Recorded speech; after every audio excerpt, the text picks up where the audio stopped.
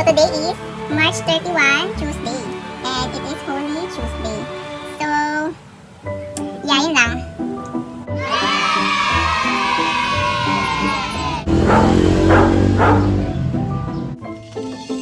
Naka-on ba?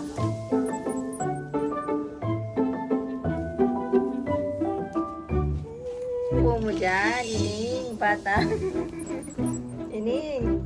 Ganda naman ang upo mo dyan, Ining. Ikaw na nakahiga eh.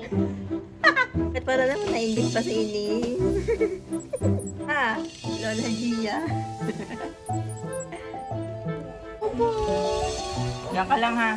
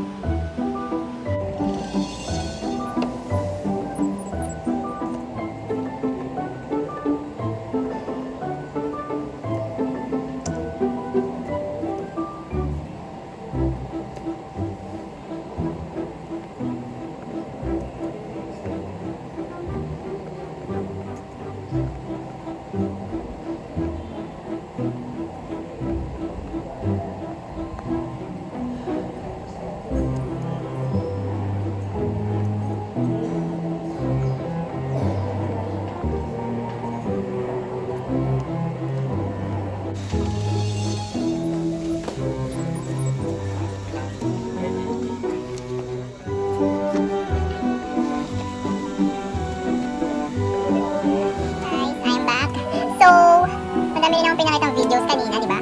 And I think it is my closing remarks. Closing remarks, charot lang. So, kanina medyo bago mag-end yung aking mini vlog, nagpunta ako sa funeral ng aking auntie.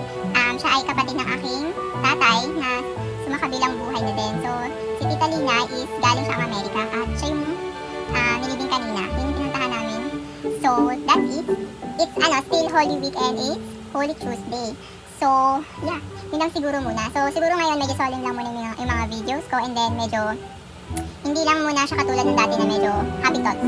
Kasi nga diba Holy Week. So, medyo ngayon is more on, reminiscing, medyo pagmumuni-muni at pagninilay sa season na ito. Okay, yun lang. Thank you. Thank you for watching my mini vlogs.